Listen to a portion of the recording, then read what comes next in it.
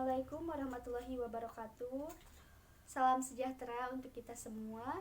Selamat pagi saya ucapkan kepada yang terhormat Bapak Agi Ahmad Ginanjar selaku dosen pengampu mata kuliah Bahasa Indonesia, dan juga yang saya hormati kepada rekan-rekan semuanya. Puji dan syukur kehadirat Allah Subhanahu wa Ta'ala, yang mana atas rahmat, berkat, dan juga hidayahnya sehingga saya sekarang ini bisa menjelaskan dan memaparkan materi pada presentasi kali ini. Tidak lupa juga sholawat serta salam semoga tetap tercurah limpahkan kepada Nabi kita semua, yakni Nabi Muhammad Sallallahu Alaihi Wasallam. Sebelumnya, izinkan saya untuk memperkenalkan diri terlebih dahulu. Di sini saya Nasyita Amalia dengan nomor pokok mahasiswa 212171038. Di sini saya menempati Bahasa Indonesia kelas A. Adapun judul dari materi yang akan saya sampaikan pada kali ini, yaitu saya mengambil judul tentang peristiwa penculikan Soekarno dan Hatta ke Rengas Dengklok sebagai upaya agar diproklamirkannya kemerdekaan Indonesia. Pada kesempatan kali ini, di sini saya berkesempatan untuk menjelaskan tentang peristiwa penculikan Soekarno dan Hatta ke Rengas Dengklok sebagai upaya untuk diproklamirkannya kemerdekaan Indonesia, atau biasa sering kita sebut yaitu dengan peristiwa Rengas Dengklok.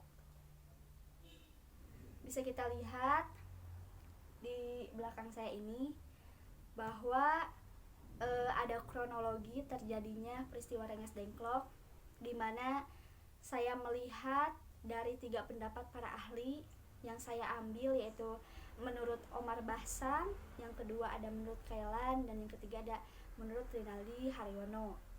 Nah, kemudian untuk kronologi lebih jelasnya, yaitu yang pertama pada tanggal 15 Agustus 1945, di mana pada pukul 20 waktu Indonesia bagian Barat, golongan muda mengadakan rapat di Jalan Pegangsaan Timur, Jakarta.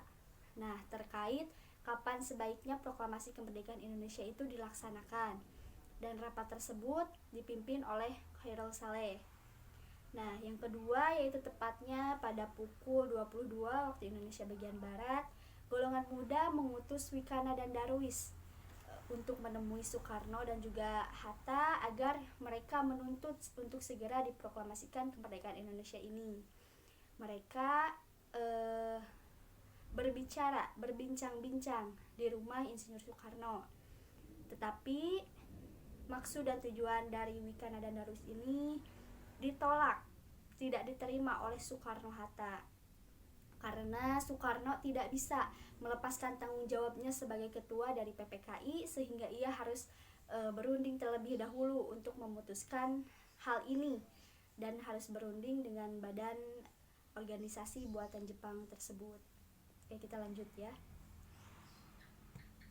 Nah, kemudian dari perbincangan tersebut timbullah perbedaan pendapat antara golongan tua dan juga golongan muda, di mana golongan tua tetap pada prinsipnya, yaitu mengikuti kalender politik, dan golongan muda tetap dengan kegigihannya untuk segera memproklamasikan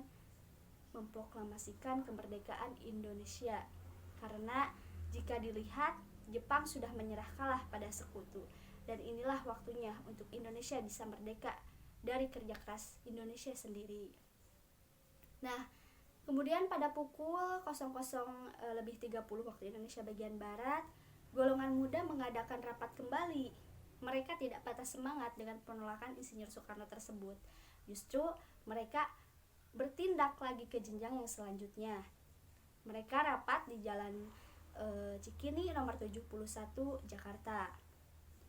Keesokan harinya, yaitu pada tanggal 16 Agustus 1945, golongan muda bertindak ke keputusan atau rencana berikutnya, yaitu yang sudah disepakati pada rapat malam harinya, di mana pada tepatnya pukul 4 waktu Indonesia bagian Barat, Insinyur Soekarno dan Muhammad Hatta dibawa atau diculik dan diamankan ke Rengas Dengklok.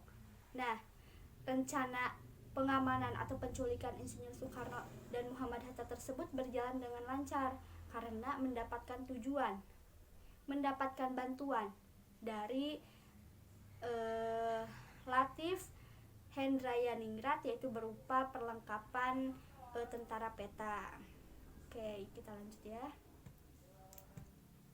Nah, di sini Insinyur Soekarno dan Muhammad Hatta disertai Ibu Fatmawati dan juga Guntur Soekarno Putra ditempatkan di rumah seorang warga keturunan Tionghoa, yaitu yang bernama Jiao Kisong.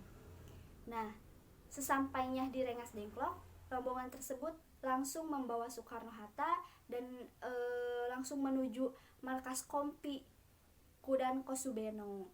Nah, di sana berlangsunglah pembicaraan antara golongan muda, yaitu Sukarni dan juga Singgih, di mana di situ Sukarni berbicara untuk segera diproklamasikannya Indonesia kepada Soekarno, dan terjadi penolakan, tidak ada keberhasilan sama sekali. Tetapi di situ di saat Singgih yang berbicara kepada Soekarno, disitulah Soekarno luluh dan akhirnya menyetujui desakan para golongan muda untuk memproklamasikan kemerdekaan Indonesia. Nah, berlangsung pengamanan tersebut dengan berjalan lancar. Ternyata Ahmad Subarjo di Jakarta itu sudah mengetahui tentang penculikan Soekarno-Hatta, dan Ahmad Subarjo pun langsung menemui Sukarni, yaitu golongan muda tadi. Dan akhirnya Ahmad Subarjo menjanjikan bahwa kemerdekaan Indonesia itu akan dilaksanakan pada tanggal 17 Agustus 1945 selambat-lambatnya, yaitu pukul 12 waktu Indonesia Barat. Karena Ahmad Subarjo ingin membawa kembali Soekarno dan Hatta ke Jakarta, dan akhirnya para golongan muda pun setuju. Nah, Ahmad Subarjo ini dibersamai oleh Sudiro dan juga Yusuf Kunto menuju ke Rengas Dengklok untuk menjemput Soekarno dan Hatta agar dibawa kembali ke Jakarta. Nah, mereka sampai yaitu tepatnya pukul 21 waktu Indonesia bagian barat. Oke, lanjut. Nah, di sini pada pukul 23 waktu Indonesia bagian barat di kediaman Laksamana Maeda, yaitu seorang perwira Jepang yang mendukung kemerdekaan Indonesia, semuanya sudah sepakat di sana, dan maka dirumuskanlah naskah teks proklamasi kemerdekaan Indonesia tersebut, dan kemudian setelah selesai diketiklah oleh Sayuti Melik. Nah, keesokan harinya, yaitu pada tanggal 17 Agustus 1945, tepatnya pada pukul 10 waktu Indonesia bagian barat, akhirnya Soekarno dan Hatta pun membacakan teks proklamasi kemerdekaan Indonesia di Jalan Pegangsaan Timur nomor 56 Jakarta. Indonesia pun merdeka, dan itu hasil dari Indonesia sendiri, bukan hadiah dari Jepang.